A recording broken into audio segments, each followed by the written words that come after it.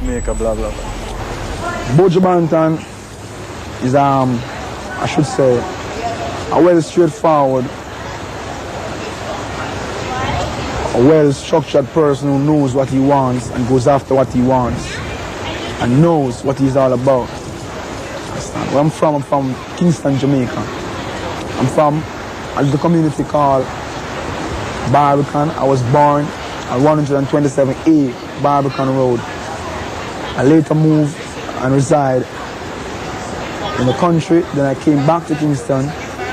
I spent 2 years in the country, in St. Andrew rather, and come back to Kingston in 19. I was much young. I spent most of my life in school and in the dance hall equally. Which school you went to? I attended New Day All Age School. Then I later graduated and went to Denham Town Secondary, where I finished my schooling. You did GC or whatever them do right now? No, I didn't. In secondary school, you don't. You do, but you go to the next level, which I didn't went to because of my profession. And I was started in the business in 1986. How old were you then? 1986. 86? No, it was before 86. I was in the business for about 1985 on a sound system by the name of Rambo International. But it goes back to more than that. It goes back to the age of 13 when I first saw Buju Banton, who is my mentor, who was my mentor at the time, you know, working on a popular plaza which was near my school, situated at 1 East Dulwich Drive, entitled Coptic Plaza.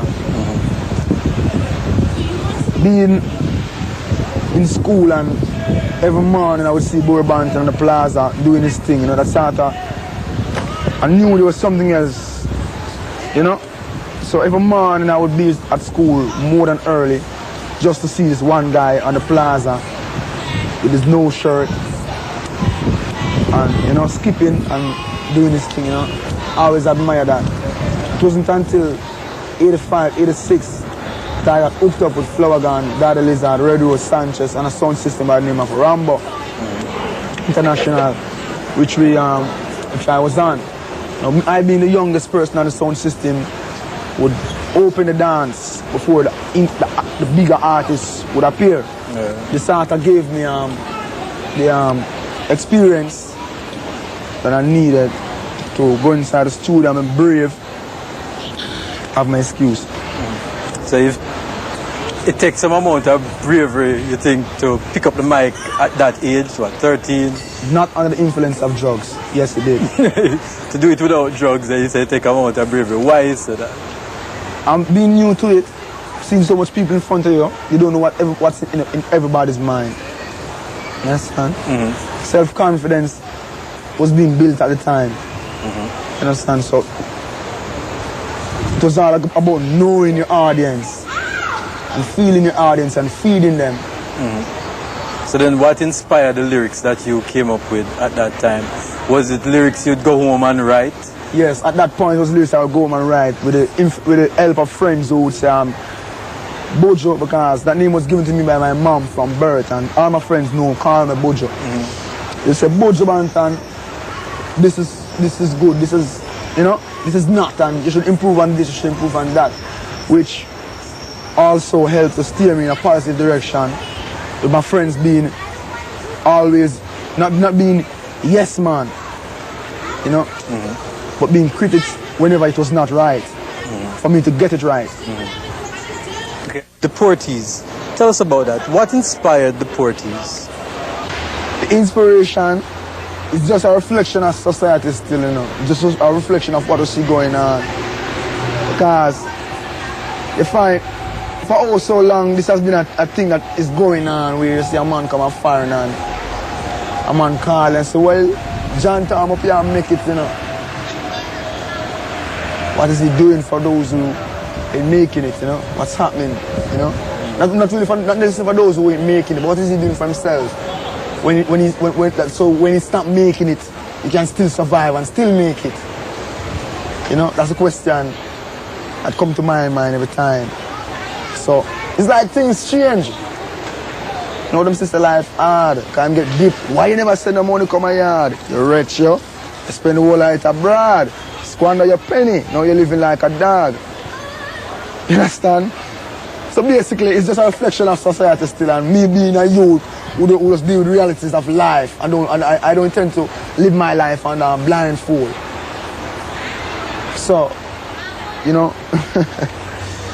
many of my fellow Jamaicans them say, boy, Gargamel, I want the wicked still, and a truth, fox and a wolf and enough compliments and things, but some of them born from, you know, deep down that, you know, some are touched because it is so factual.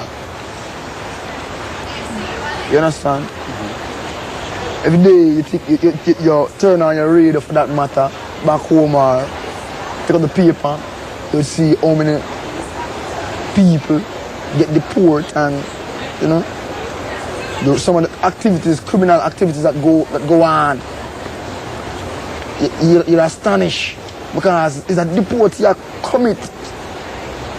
The act. A man who they are found that live big life and, you know, so basically just a side glance at. You're gonna make sure that don't happen to you, right? Well, things happen in life, you know. A lot of things happen in life because as them say, life is a one big road with a lot of signs and more signs. So you gotta make up your mind to face the next day all the time.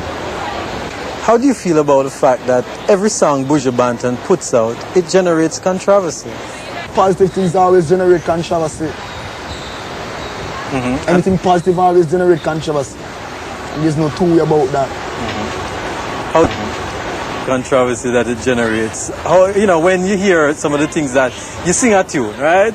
And, you know, in your mind, you are trying to say something positive, right? Yeah. But then when you put out the tune and tune start like now, enough guys start reel up and going away. How do you feel when that happens?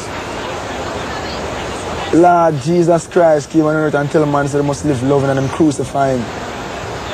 Right? Well, I don't expect them to roll out a red carpet for Buju Banton.